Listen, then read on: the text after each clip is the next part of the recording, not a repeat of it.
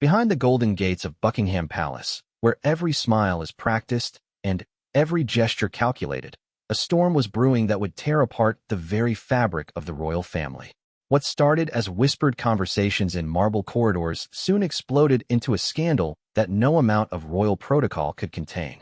When King Charles made a decision that would forever change the relationship with his wife's family, he unknowingly set in motion events that would challenge centuries of tradition, test the limits of marriage, and expose the dark secrets that the monarchy had desperately tried to keep hidden. This is not just another tale of royal drama.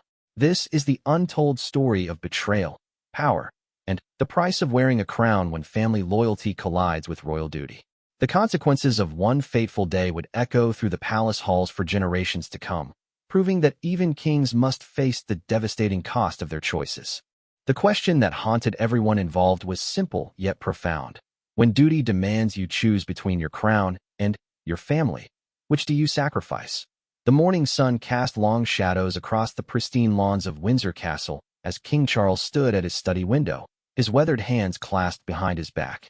The weight of the crown had never felt heavier than it did on this particular Tuesday in late September.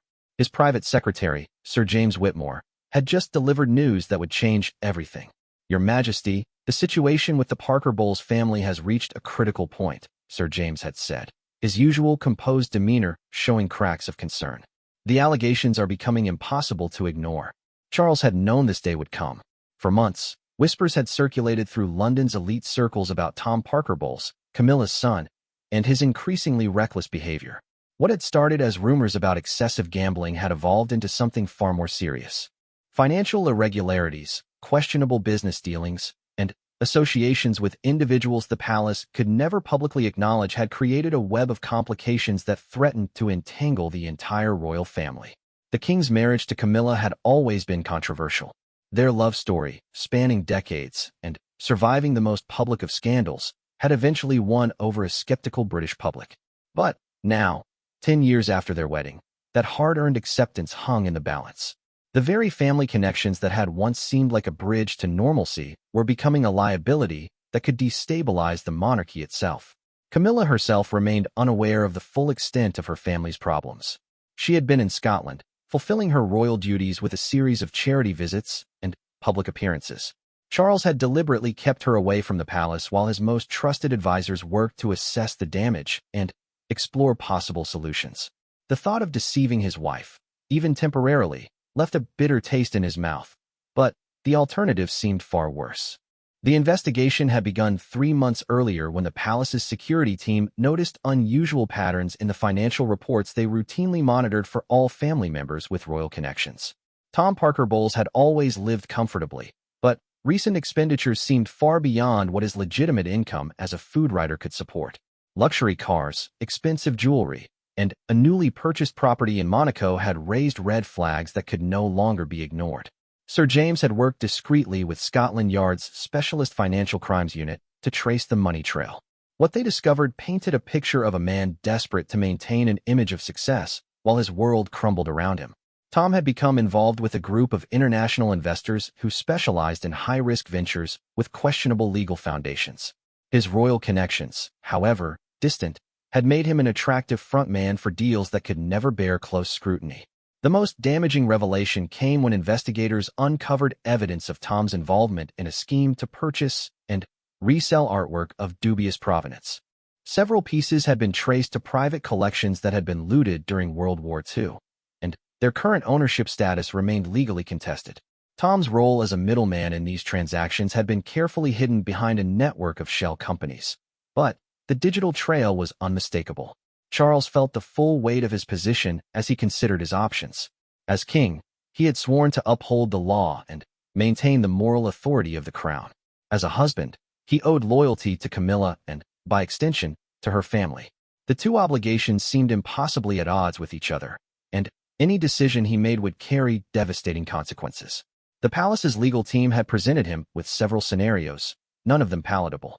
They could attempt to quietly distance the royal family from Tom's activities, hoping that his connection to the crown was distant enough to avoid serious scandal. They could cooperate fully with the ongoing investigation, potentially exposing the monarchy to months of negative headlines and parliamentary questions. or they could attempt to use their influence to minimize the legal consequences, risking accusations of corruption and abuse of power. What made the situation even more complex was the involvement of Laura Lopez, Camilla's daughter. While she had no direct connection to her brother's financial crimes, her husband's family had business dealings that intersected with some of the same questionable networks. The palace's investigation had revealed that Harry Lopez's art gallery had unknowingly displayed several pieces that were now under investigation. Laura herself was completely innocent, but the appearance of a broader family conspiracy was becoming increasingly difficult to avoid.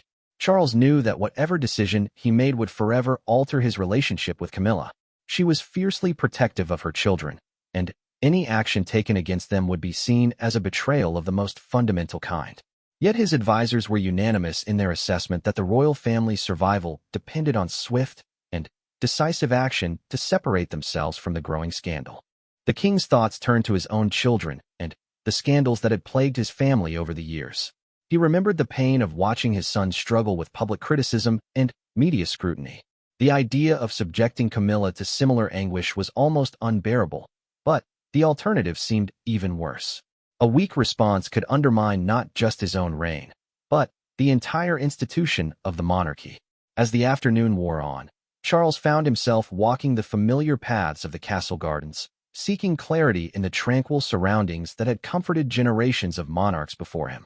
The weight of history seemed to press down on him as he considered how his decision would be judged by future generations. Would they understand the impossible position he had found himself in?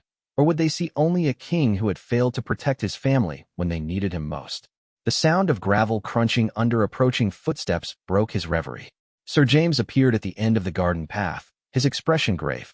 "Your Majesty, we've received word from Scotland Yard. They plan to make arrests within the week. If we're going to act, it must be now." Charles nodded slowly, feeling the last vestiges of hope slip away. The decision that had been looming over him for days could no longer be delayed. As he walked back toward the castle, he began to formulate the words that would shatter his wife's world and potentially change the course of the monarchy forever. The king spent that evening in his private study, drafting and redrafting the statement that would announce the royal family's complete separation from the Parker Bowles family business interests.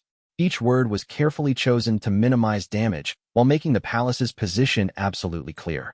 There could be no ambiguity, no room for misinterpretation that might suggest royal approval or protection. As midnight approached, Charles made the phone call that would set everything in motion. His conversation with the Attorney General was brief and formal, but its implications were profound. By morning, the machinery of justice would begin moving toward the Parker Bowles family, and there would be no turning back. The last thing Charles did before retiring for the night was to place a call to Scotland, where Camilla was staying at Balmoral. He asked her to return to London immediately, citing urgent family business that required her presence. She agreed without question, trusting in the bond that had sustained them through so many previous crises. Neither of them could have imagined that this crisis would test their marriage in ways that decades of public scandal and media scrutiny never had. The woman who had stood by him through his darkest hours was about to discover that sometimes love itself becomes a casualty when duty and family loyalty collide with the harsh realities of royal life. That Camilla's journey from Balmoral to London had been filled with growing unease.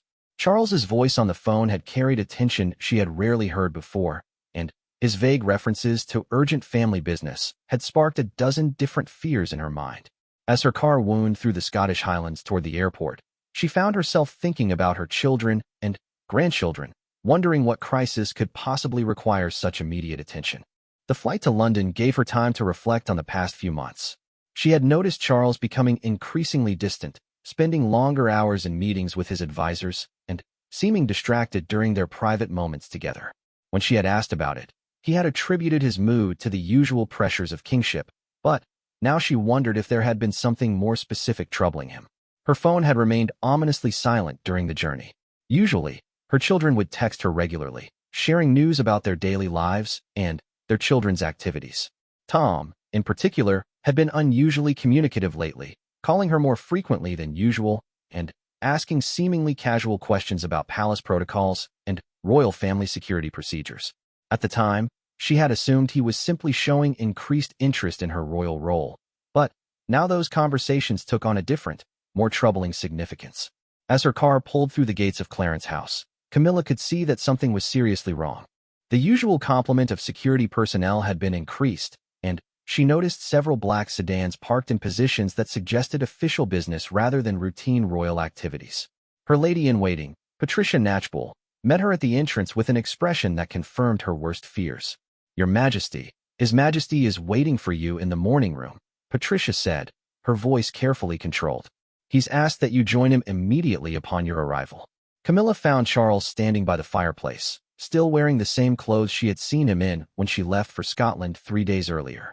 His appearance shocked her. He looked as though he had barely slept, and the lines around his eyes seemed deeper than she remembered. When he turned to face her, she could see a mixture of pain and determination in his expression that made her heart race with anxiety. "Camilla, please sit down," he said, gesturing toward the familiar chairs where they had shared countless conversations over the years. "We need to talk about Tom and Laura." The next hour would prove to be one of the most difficult of Camilla's life. Charles methodically laid out the evidence that his investigators had uncovered, speaking in the careful, measured tones he used for the most serious of royal business. She listened in growing horror as he described Tom's involvement with questionable financial schemes, the artwork with dubious provenance, and the web of shell companies that had hidden the true extent of his activities. When Charles mentioned Laura's inadvertent connection through her husband's gallery, Camilla felt as though the floor had dropped out from under her. Her daughter, who had always been the more cautious and responsible of her 2 children, was now potentially implicated in a scandal that could destroy everything the royal family had worked to rebuild after decades of controversy. "This is impossible," Camilla said, her voice barely above a whisper. "Tom may have made some poor investment choices, but he would never knowingly involve himself in anything illegal. And Laura has nothing to do with any of this." Charles's expression softened with genuine sympathy, but his words carried the weight of absolute certainty. "I wish that were true, my dear. But the evidence is overwhelming. Scotland Yard has been investigating for months, and they're prepared to make arrests. We have perhaps 48 hours before this becomes public knowledge." The full implications of Charles's words began to sink in as he continued speaking. The palace had already prepared a statement announcing the complete severance of all ties between the royal family and any business interests connected to the Parker Bowles family. Security clearances that had allowed Tom and Laura access to certain royal events would be revoked immediately. Their invitations to upcoming royal functions, including several high-profile charitable events, would be quietly withdrawn. Most devastating of all, Charles explained that Camilla herself would need to distance herself from her children's legal troubles. Her role as queen consort meant that she could not be seen as attempting to influence the investigation or showing favoritism toward her family. Any contact with Tom or Laura would need to be conducted through intermediaries, and she would be advised to avoid any public appearances with them until the legal proceedings were concluded. Camilla felt her world collapsing around her as she tried to process what Charles was telling her. The man she loved, the person who had stood by her through every scandal and controversy, was asking her to abandon her children when they needed her most. The royal duties that had once seemed like a privilege were now becoming a prison that separated her from the people who mattered most to her. "You're asking me to choose between my children and my crown," she said, her voice breaking with emotion. "How can you expect me to make such a choice?" Charles moved closer to her, reaching out to take her hands in his. "I'm not asking you to choose, Camilla. I'm telling you that the choice has already been made for us. If we don't act decisively, we risk losing everything we've worked to build together. The monarchy itself could be endangered." The argument that followed was unlike any they had ever had. Camilla's usual composure cracked as she accused Charles of caring more about his throne than about her family. She reminded him of all the times she had stood by him during his darkest moments, supporting him through public criticism and personal attacks when others had abandoned him. The pain in her voice was evident as she questioned whether their marriage had meant anything at all if he could so easily cast aside the people she loved most. Charles, for his part, struggled to maintain his royal composure while dealing with his own anguish. He tried to explain that his decision was not made lightly, that he had spent sleepless nights searching for alternatives that might protect both the monarchy and her family. But the legal realities were inescapable, and any attempt to shield Tom and Laura from the consequences of their actions would only make the eventual scandal worse. As the day wore on, Camilla retreated to her private apartments, leaving Charles to continue his meetings with palace officials and legal advisors. She spent hours on the phone with her closest friends, trying to make sense of the situation and seeking advice from people who understood both the pressures of royal life and the bonds of motherhood. Many of her conversations ended in tears as she realized that there truly were no good options available to her. The turning point came when she finally managed to reach Tom directly. His voice on the phone confirmed her worst fears. He sounded desperate and frightened, admitting to some mistakes, but insisting that he had never intended for his problems to affect the royal family. When she asked him directly about the allegations Charles had presented, his evasive answers and obvious panic made it clear that the situation was even worse than she had been told. Her conversation with Laura was only slightly more reassuring. Her daughter was genuinely shocked by the news about her brother's activities, but she also revealed information that had not been included in Charles's briefing. Laura had been approached several weeks earlier by investigators asking questions about her husband's gallery, and she had been warned that some of their recent exhibitions might be subject to legal scrutiny. "I didn't want to worry you, Mummy," Laura said, her voice thick with tears. "I thought it was just a routine inquiry that would blow over. I never imagined it was connected to Tom's problems." As evening fell, Camilla found herself standing in the same garden where Charles had wrestled with his decision the day before. The weight of her own impossible choices pressed down on her as she tried to reconcile her roles as mother, wife, and queen consort. Every instinct told her to fight for her children, to use whatever influence she possessed to protect them from the legal consequences they faced. But she also understood the broader implications of the scandal and the potential damage to an institution that was already struggling to maintain public support. The phone call that changed everything came just after 9 o'clock that evening. Tom's voice was barely recognizable as he told her that the police had just left his apartment after conducting a search. They had seized his computers, financial records, and several pieces of artwork. His lawyer had advised him to prepare for formal charges within days. When Camilla shared this news with Charles, she saw something in his expression that she had never seen before, a combination of sorrow and absolute resolve that made it clear there would be no reprieve. The king she had married was capable of great love and compassion, but he was also capable of making the hardest decisions when the survival of the monarchy was at stake. Their conversation that night marked the beginning of a transformation that would affect not just their marriage, but their entire understanding of what it meant to be part of the royal family. As they sat in their private sitting room, surrounded by the familiar comforts of their life together, they both realized that the crisis was forcing them to confront fundamental questions about loyalty, duty, and the price of power that neither of them had ever wanted to face. The morning of the arrests dawned gray and drizzling, matching the somber mood that had settled over the royal household. Charles had risen before dawn, unable to sleep as he awaited news from Scotland Yard about the operation that would forever change his family's life. He stood in his study, watching the London streets come alive with their usual bustle, knowing that within hours those same streets would be filled with reporters and cameras documenting the downfall of his wife's family. Camilla had not slept at all. She had spent the night in her sitting room, surrounded by photo albums filled with memories of happier times with Tom and Laura. Pictures of family holidays, Christmas celebrations, and quiet moments together served as painful reminders of what she was about to lose. Her phone sat silently on the table beside her, as per Charles's request that she avoid any contact with her children until the legal proceedings were complete. At precisely 8 o'clock in the morning, Sir James Whitmore received the call confirming that Tom Parker Bowles had been taken into custody at his London apartment. The charges were more serious than even the palace's worst-case scenarios had anticipated: money laundering, conspiracy to defraud, and handling stolen goods.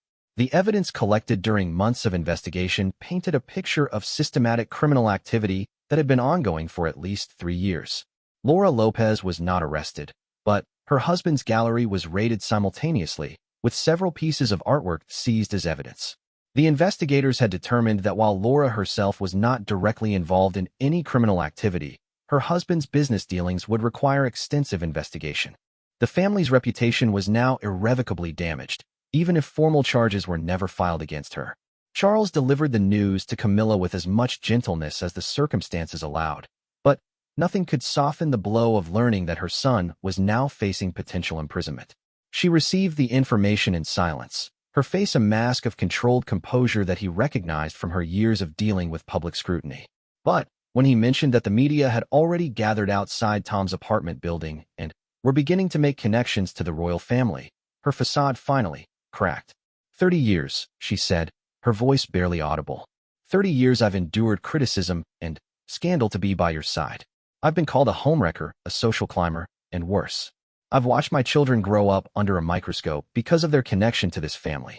And now, when they need protection most, you're throwing them to the wolves. Charles felt each word like a physical blow, but he also knew that showing weakness now would only make the situation worse.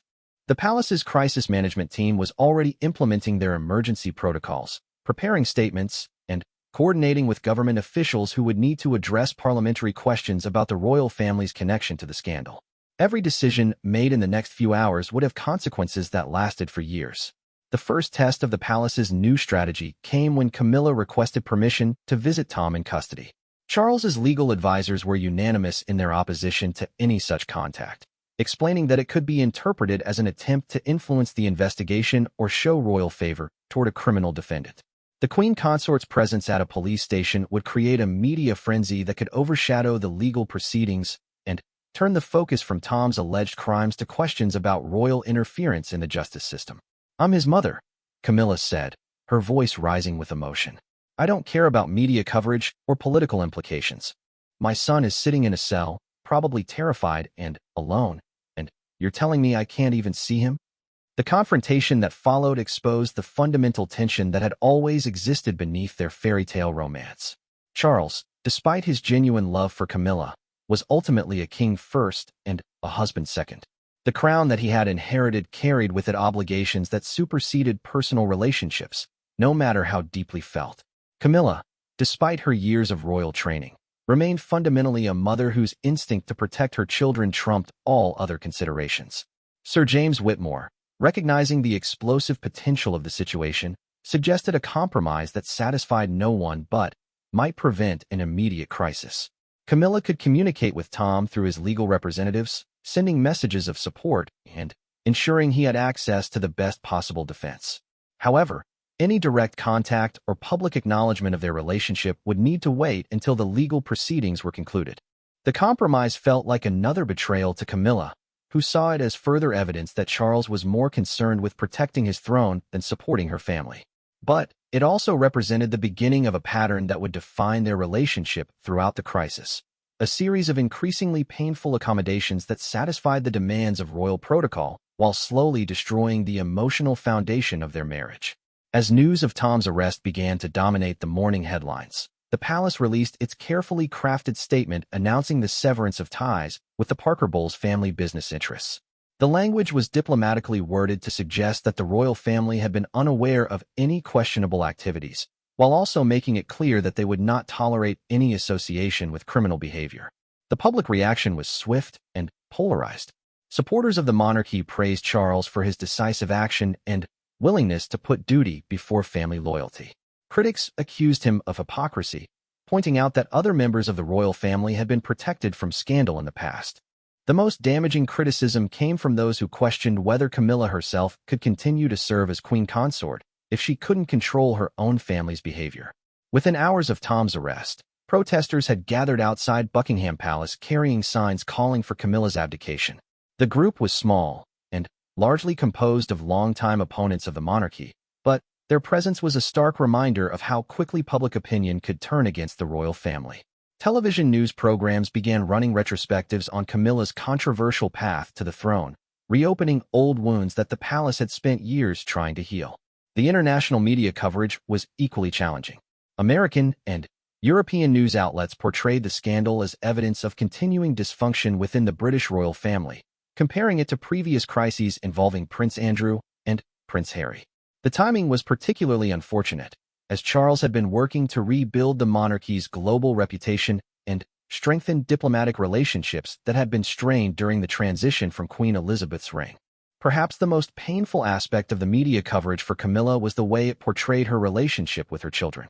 Reporters who had previously written sympathetically about her efforts to balance royal duties with motherhood now questioned her judgment and suggested that she had been naive about her family's activities. The narrative that emerged painted her as either complicit in her son's crimes or dangerously out of touch with the people closest to her. As the day progressed, Charles found himself dealing with a cascade of consequences that extended far beyond the immediate legal issues. Several charitable organizations that had worked closely with Camilla began quietly distancing themselves from royal patronage, concerned that association with scandal could damage their fundraising efforts. Government ministers who had previously been enthusiastic supporters of the monarchy started making carefully worded statements about the importance of accountability and the rule of law. The most serious challenge came when the Archbishop of Canterbury requested a private meeting to discuss the religious implications of the scandal. As head of the Church of England, Charles was expected to embody moral leadership, and the Archbishop expressed concern about how the crisis might affect the Church's relationship with the monarchy. The conversation was cordial but pointed, with subtle suggestions that decisive action might be necessary to preserve the moral authority of the crown. Camilla, meanwhile, remained largely isolated within Clarence House, cut off from the normal sources of support and advice that had sustained her through previous crises. Her closest friends found themselves in an impossible position, wanting to offer comfort, but also aware that any association with her could damage their own reputations. The social circles that had welcomed her as queen consort now seemed to shrink away, leaving her to face the worst crisis of her life with minimal emotional support. The evening brought news that made the situation even worse. Tom's lawyer had indicated that his client might be willing to cooperate with investigators in exchange for a more lenient sentence. While the details of any potential plea agreement remained confidential, the implication was clear. Tom possessed information about other individuals and organizations involved in the criminal network, and he was prepared to share that information to reduce his own legal exposure. For Charles and his advisors, this development represented a new level of threat. If Tom's cooperation led to investigations of other prominent figures in British society, the scandal could expand far beyond the royal family. The king found himself in the unprecedented position of hoping that his stepson would refuse to cooperate with law enforcement, a position that contradicted every principle of justice and accountability he had sworn to uphold. As night fell over London, Charles and Camilla found themselves sitting together in their private apartments, surrounded by the same luxurious furnishings and priceless artwork that had always symbolized their position at the pinnacle of British society. But the comfort and security those symbols represented felt increasingly hollow as they contemplated a future that might not include the life they had built together. The conversation they shared that evening was unlike any in their long relationship. For the first time, they spoke openly about the possibility that their marriage might not survive the crisis. Camilla made it clear that she would never forgive Charles if Tom was imprisoned while the royal family stood by and watched. Charles, with equal honesty, explained that his duty as king might require him to make decisions that would destroy their personal happiness. Neither of them could have predicted that their words that night would prove prophetic, or that the worst of the crisis was yet to come. 3 weeks after Tom's arrest, the full scope of the scandal began to emerge through a series of leaked documents that appeared in major newspapers across Europe. The leak came from an unexpected source within the investigation team, someone who felt that the public deserved to know the complete truth about the criminal network that had ensnared a member of the royal family. What they revealed would shake the foundations of not just the monarchy, but several major institutions across British society. The documents showed that Tom Parker Bowles had been far more than a minor player in the criminal enterprise. His royal connections had been systematically exploited to provide legitimacy for art dealers, investment advisors, and auction houses who specialized in moving questionable pieces through the international market. His name and family connections had appeared on letterheads, in promotional materials, and as references for transactions involving millions of pounds worth of artwork and artifacts. Even more damaging was the revelation that Tom had actively recruited other socially connected individuals to participate in the network. Names from some of Britain's most prominent families appeared in the leaked documents, suggesting a level of corruption that extended far beyond anything the palace had imagined. The scandal was no longer just about one man's poor judgment. It had become a window into systematic abuse of privilege within the highest levels of British society. Charles received this news while preparing for a state dinner in honor of the Japanese Prime Minister, an event that had been planned months in advance and could not be cancelled without causing serious diplomatic damage. The irony was not lost on him that he would be required to smile and make polite conversation with foreign dignitaries while his stepson's criminal activities dominated headlines around the world. The contrast between his public role and private anguish had never felt more stark. Camilla's response to the leaked documents was swift and devastating. After reading the morning newspapers, She called Charles to inform him that she would not be attending the state dinner or any other royal functions until her family's legal situation was resolved. Her voice on the phone carried a finality that he had never heard before, and when he tried to argue that her absence would only create more speculation and scandal, she responded with words that cut him to the core. "I no longer care what the press says about me," she told him. "I've spent years sacrificing pieces of myself to fit into your world, and I won't sacrifice my children too. If you want to save the monarchy by destroying my family, you'll have to do it without me." The absence of the queen consort from such a high-profile event could not be concealed or explained away. The palace's official statement cited a sudden illness, but media speculation immediately focused on the growing rift between Charles and Camilla. Foreign correspondents who had come to London to cover the state dinner found themselves writing instead about the apparent breakdown of the royal marriage and its implications for the stability of the monarchy. Behind the scenes, Charles was dealing with pressure from multiple directions that threatened to overwhelm even his considerable experience with crisis management. Members of Parliament from both major parties were calling for a full investigation into how royal connections had been used to facilitate criminal activity. The opposition party, sensing political opportunity, began demanding that Charles testify before a parliamentary committee about his knowledge of his stepson's activities. Even more concerning was the response from within the royal family itself. Prince William, as heir to the throne, felt compelled to distance himself and his family from the scandal. His private conversations with his father became increasingly tense as he expressed concern that association with the Parker Bowles family could permanently damage the monarchy's reputation. The suggestion that Charles might need to consider abdication was never explicitly stated, but it hung in the air during their most difficult discussions. The financial implications of the scandal were becoming equally serious. Several of the monarchy's major donors and supporters began quietly withdrawing their backing, concerned that continued association with the royal family could damage their own reputations. Corporate sponsors of royal events started demanding additional security clauses in their contracts, and some began exploring ways to terminate their agreements altogether. Perhaps most damaging of all was the impact on Camilla's charitable work, which had been one of the most successful aspects of her transformation from controversial figure to respected queen consort. Organizations that had worked with her for years began reporting significant drops in donations and volunteer participation. The domestic violence charity that had been her primary focus received several angry letters from supporters who felt betrayed by their association with someone whose family was involved in criminal activity. As the scandal continued to unfold, new details emerged about the extent of Tom's deception. He had apparently been living a double life for several years, maintaining the appearance of a successful food writer and television personality while secretly orchestrating increasingly complex financial schemes.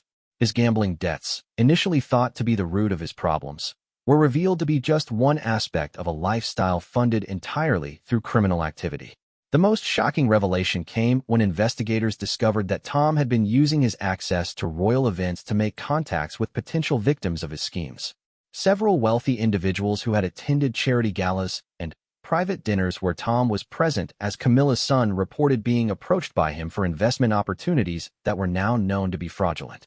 The royal family's social gatherings had been transformed into hunting grounds for financial predators.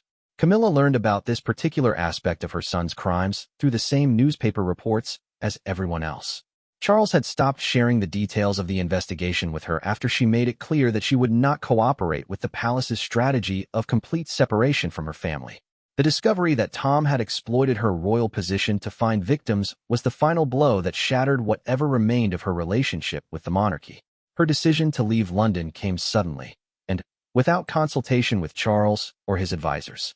She simply packed her personal belongings, dismissed her security detail, and drove herself to a friend's cottage in the Cotswolds. The symbolic power of the queen consort rejecting royal protection and royal accommodation was not lost on media commentators, who interpreted her actions as the most dramatic possible statement about her feelings toward Charles and the institution he represented. The cottage where Camilla sought refuge belonged to Annabel Elliot, her sister, who had been one of her closest confidants throughout her relationship with Charles. Annabel had watched Camilla navigate decades of public criticism and personal attacks, and she was perhaps the only person who truly understood the depth of her sister's current anguish. The two women spent long hours walking through the countryside, discussing options that all seemed to lead to impossible choices. Charles, meanwhile, found himself essentially abandoned by the person whose support had sustained him through his own darkest moments. The woman who had stood by him during his divorce from Diana, who had endured years of public vilification to be with him, and who had helped him transform from a figure of scandal into a respected monarch, was no longer willing to sacrifice for his sake. The loneliness he felt was compounded by the knowledge that he had earned her abandonment through his own choices. The pressure on Charles to take even more dramatic action continued to mount as new victims of Tom's schemes came forward with their stories. A pensioner who had lost her life savings to one of his fraudulent investment opportunities appeared on national television, tearfully describing how she had trusted Tom because of his royal connections. A war veteran who had been cheated out of money intended for a military charity spoke about his betrayal by someone he had considered a friend. These human faces of the scandal created a groundswell of public anger that targeted not just Tom, but the entire royal family for their perceived protection of criminal activity. Protests outside royal residences grew larger and more vocal, with demonstrators demanding accountability and justice.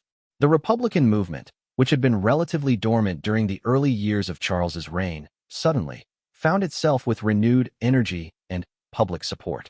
The crisis reached a new level when Laura Lopez was formally charged as an accessory after the fact in connection with several art transactions that had passed through her husband's gallery. While the charges were relatively minor compared to those facing Tom, they confirmed the public perception that the entire Parker Bowles family was tainted by criminal activity. Laura's arrest, conducted with far more media attention than would normally accompany such charges, became a symbol of the law enforcement system's determination to treat royal connections as aggravating rather than mitigating factors. When news of Laura's arrest reached Camilla at her sister's cottage, her response was immediate and absolute. She called Charles for what would be their final conversation as husband and wife, though neither of them recognized it as such at the time. Her words were carefully chosen and delivered with a calm finality that was more devastating than any emotional outburst could have been. "I will never forgive you for what you've done to my children," she told him. "I understand why you made the choices you did, but understanding and forgiving are different things. I can't be queen consort to a man who would sacrifice my family to protect his throne." Charles attempted to respond, to explain once again the impossible position he had found himself in and the broader consequences that had guided his decisions. But Camilla's mind was made up, and she ended the conversation with a simple statement that would haunt him for months to come. "I loved you enough to give up everything for you. But you didn't love me enough to give up anything for me." As autumn gave way to winter, the royal marriage that had survived decades of scandal, public disapproval, and personal tragedy finally succumbed to the one crisis that proved too much to overcome. The woman who had transformed herself from Charles's mistress into his queen consort found herself transformed once again, this time into a stranger who could no longer bear to live with the choices that love and duty had forced her husband to make. The formal announcement of the separation came 6 months after Tom's initial arrest, delivered through the same careful diplomatic language that the palace had perfected over decades of managing royal crises. The statement was brief and dignified, mentioning irreconcilable differences and mutual respect, but offering no details about the circumstances that had led to the breakdown of a marriage that had once seemed unbreakable. Charles stood alone in his study as he approved the final wording of the announcement, surrounded by the same advisors who had helped him navigate the initial crisis. The victory they had achieved in protecting the monarchy felt hollow in the face of the personal cost he had paid. Public opinion polls showed that his decisive action during the scandal had actually improved his approval ratings, with many Britons praising his willingness to put duty before family loyalty. But the man who read those polls felt like he had won a war by destroying everything he had fought to protect. Camilla received the news of the announcement at the small house in the Cotswolds that had become her permanent residence. She had refused all royal titles and privileges, returning even her engagement ring to Charles through intermediaries.